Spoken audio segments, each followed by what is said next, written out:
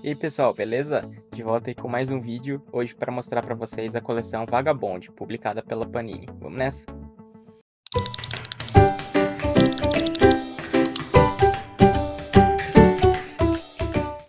Bom pessoal, então vamos começar a ver um pouco da coleção aqui. Vagabond é uma obra um pouco diferente também do Shonen comum aí, né? Um pouco mais, uma obra mais madura.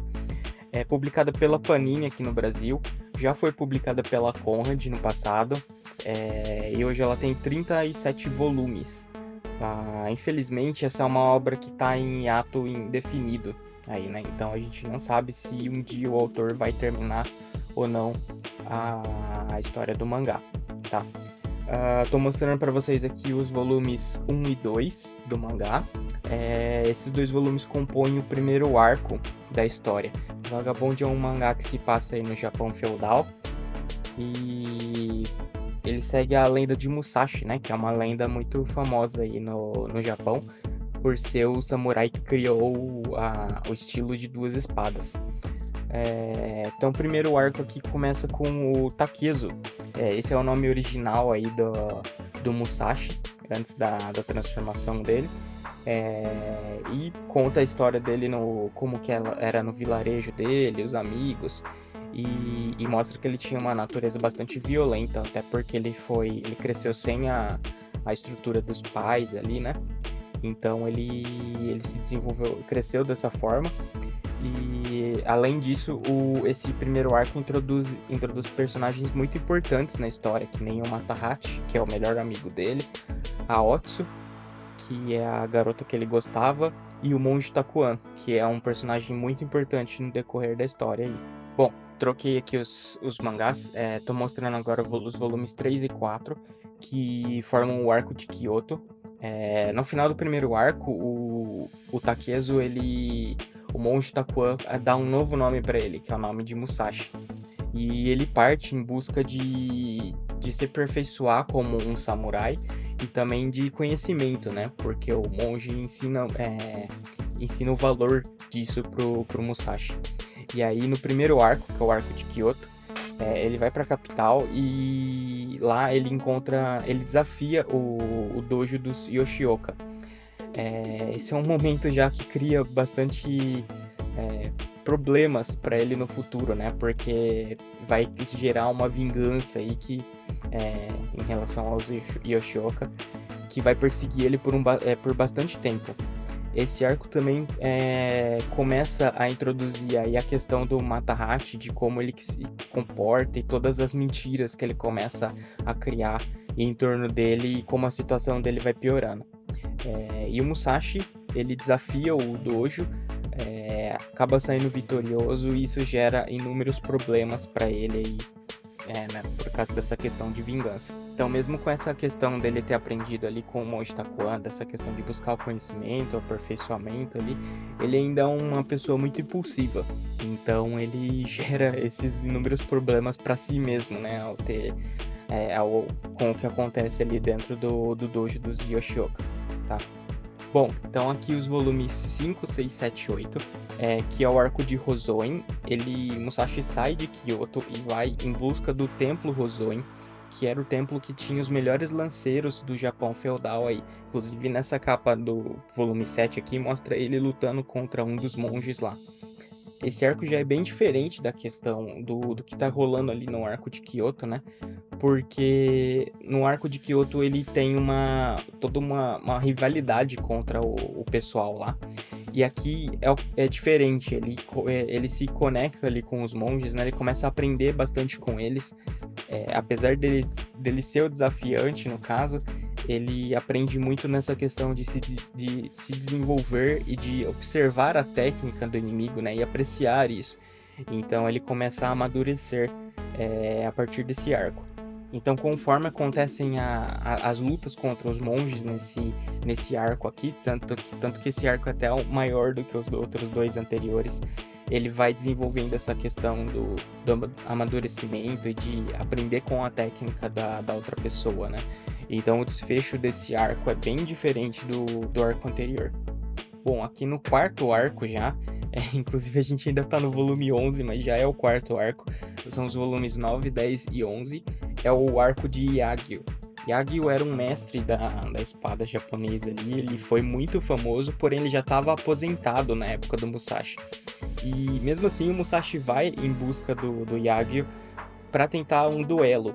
Porém o mestre Yagyu acaba enrolando o Musashi aí. Porém ele dá muitas lições importantes pro Musashi. Então nesse arco é o arco que ele mais amadurece, ele aprende muito sobre o que era o estudo da espada e ele leva lições, aprende lições aí que ele vai levar pro resto da jornada dele. Inclusive o mestre Yagyu fica aparecendo depois em balãozinhos e como se fosse um fantasminha na cabeça do Musashi, tirando sarro das técnicas dele e falando, você tem que aprender mais, né? Então esse arco aqui é muito importante nesse sentido pro desenvolvimento dele. Bom, agora a gente já chegou no quinto arco da história, é o arco do Ladrão Baiken, são os volumes 12 e 13, inclusive aqui já mostra uma corrente prendendo a espada do Musashi.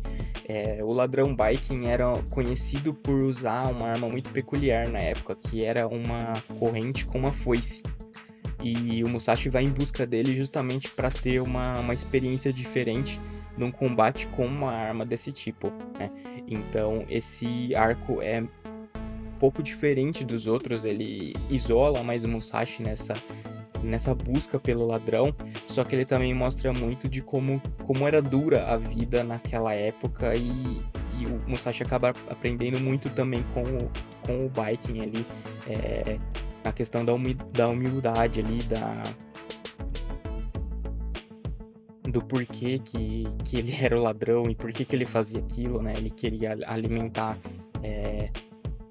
ele queria manter a família dele alimentada ali, né? Então tinha toda essa questão de como era dura a vida naquele período. Bom, agora o sexto arco é bastante diferente, vocês podem ver a quantidade aqui de volumes. Esse inclusive é um ponto bastante diferente da obra do mangá em relação ao livro. Eu vou comentar sobre essa questão do livro aí no final, mas essa obra é baseada num livro. E esse arco é bem longo, vai do 14 aqui até o volume 20, e ele volta no tempo para mostrar a história do Kojiro, que é esse personagem aqui. O Kojiro era o maior rival aí do Musashi na época, porque ele era um espadachim formidável.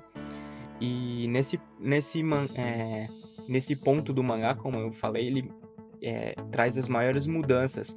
No caso aqui no mangá, o Kojiro ele é um surdo-mudo. Então, mesmo assim, ele conseguiu desenvolver uma técnica de espada muito boa na época, até por questão de que ele foi adotado por um mestre da espada, né?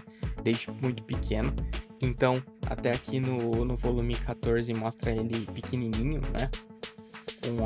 Com a espada aqui.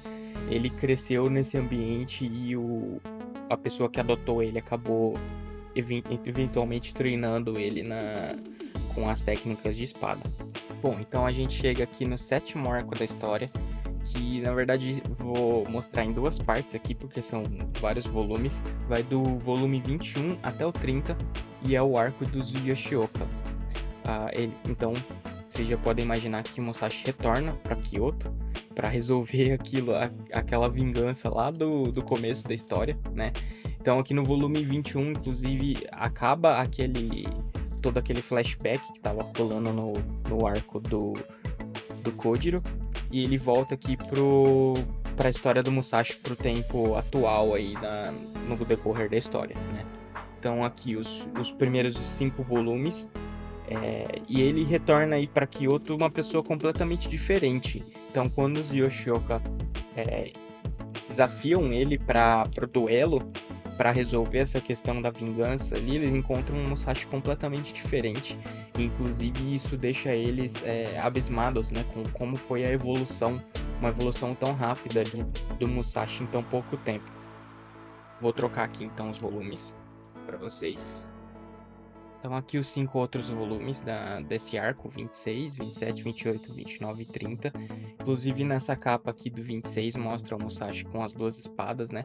Esse arco tem uma resolução muito marcante dentro da história pelo desfecho por tudo que acontece com o Musashi ali no final.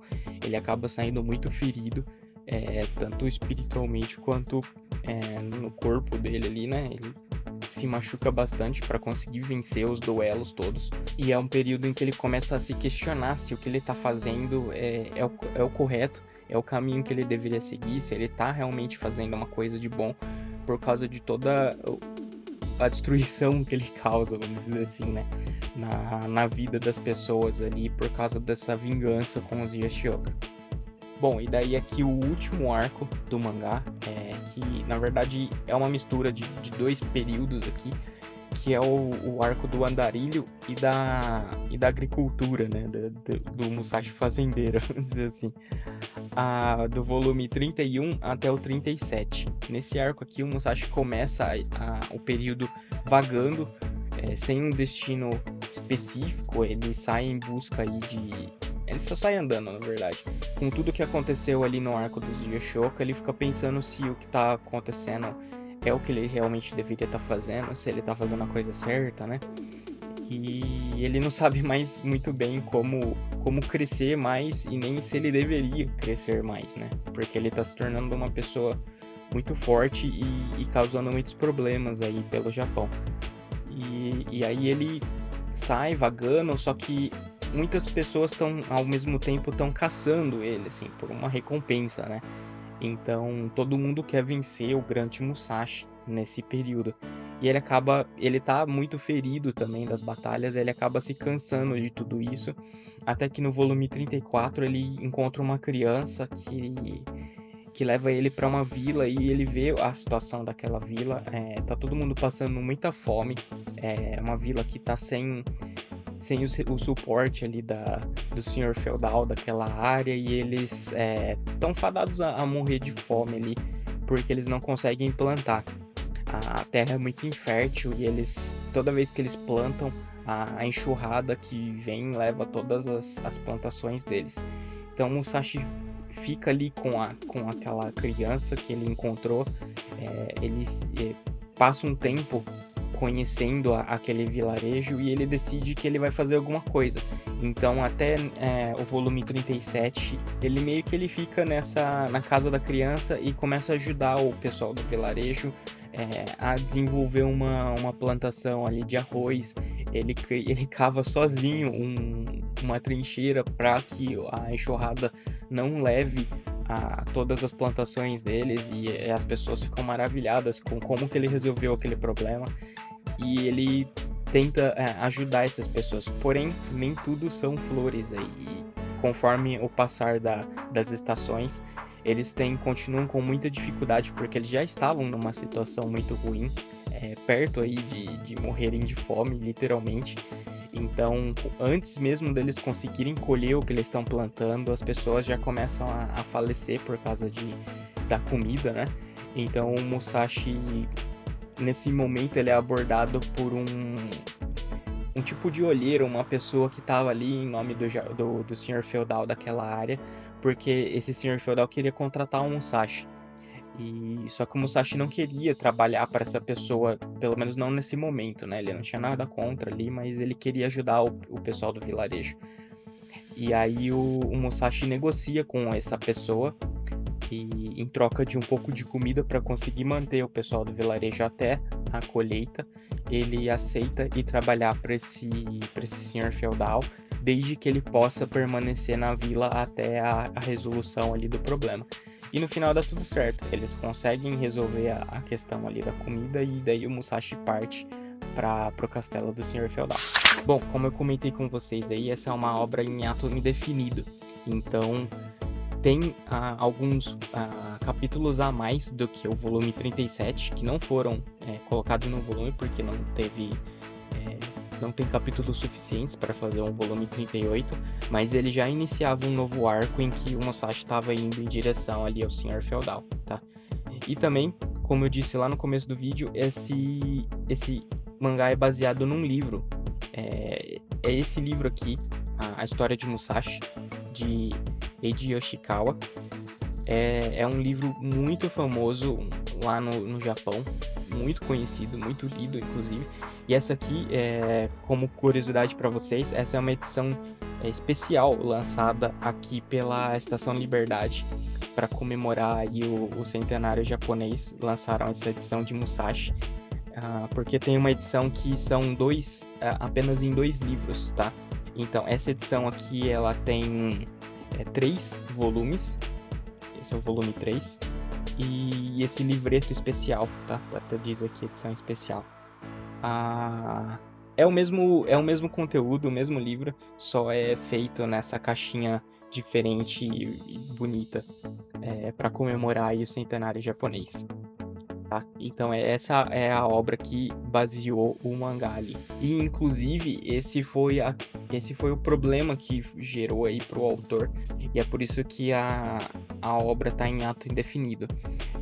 Não tem problema ele ter baseado a história no livro. O pessoal gostava bastante. A questão foi que quando ele começou a mudar a história dele do mangá em relação ao que está no livro, o pessoal começou a criticar muito ele. Ele recebia cartas do pessoal criticando, xingando, né, falando que ele estava desviando da história original.